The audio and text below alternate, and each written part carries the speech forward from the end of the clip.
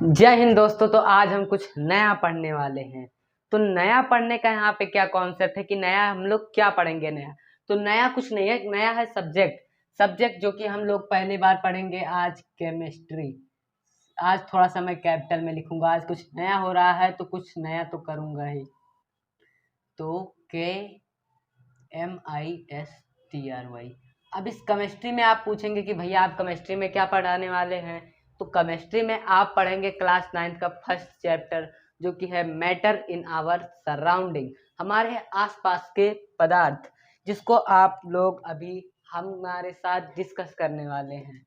तो यहाँ पे आ रहा है नया वर्ड केमिस्ट्री। अब इस केमिस्ट्री का मीनिंग ढूंढने चाहे, इसके पीछे का साइंस ढूंढने जाए तो इसके पीछे का क्या मीनिंग आता है। तो ये मिलकर बना है दो वर्ड से, केम और स्ट्री। इसका जब हम रूट वर्ड निकालेंगे तो बनेगा केमिया। क्या बनेगा? केमिया।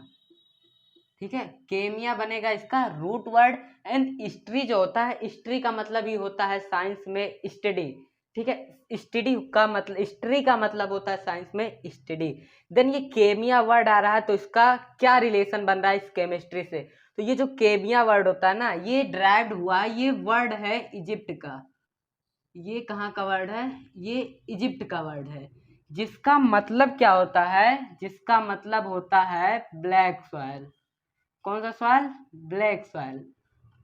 अब वहां के लोग क्या करते थे, इस केमिया का यूज करके, मतलब इजिप्ट के लोग केमिया शब्द का प्रयोग करते थे ब्लैक सॉइल के लिए। ब्लैक सॉइल के लिए केमिया वर्ड का यूज करते थे। देन वे इस केमिया के बाद वे केमिटेटिंग नाम की एक प्रोसेस करते थे।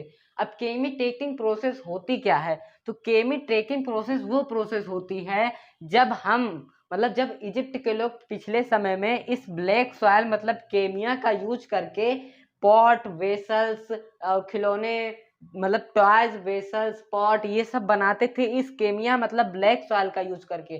तो इसी प्रोसेस को केमी टेकिंग बोलते थे। क्या बोलते थे? केमी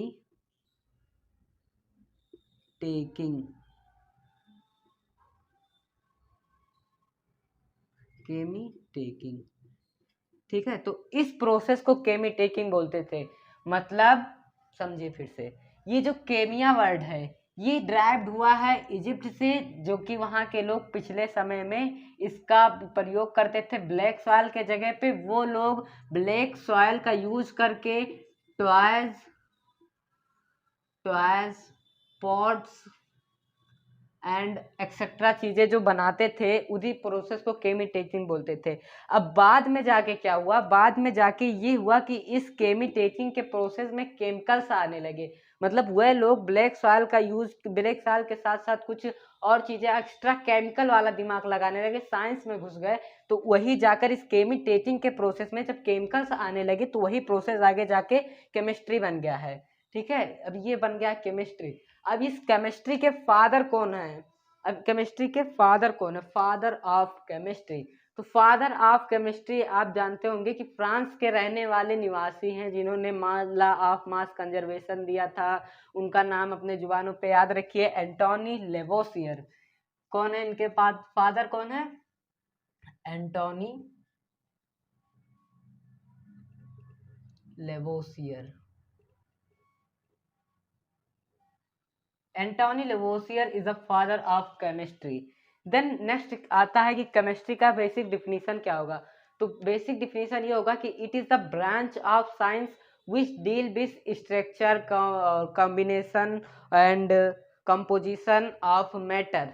ठीक है, स्ट्रक्चर और उसके properties and combination of matter. Matter के स्ट्रक्चर, कंपोजिशन एंड प्रॉपर्टीज के बारे में जिस साइंस में हम पढ़ते हैं उस साइंस को बोलते हैं केमिस्ट्री।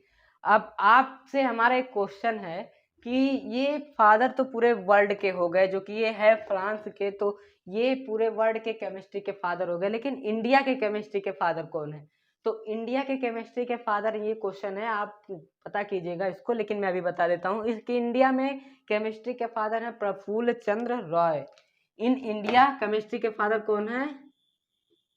इंडिया में केमिस्ट्री के फादर हैं Prafulla Chandra Ray, Prafulla Chandra Ray the father of chemistry in India. Then ये इतना हो गया बेसिक डिफिनीशन ऑफ केमिस्ट्री।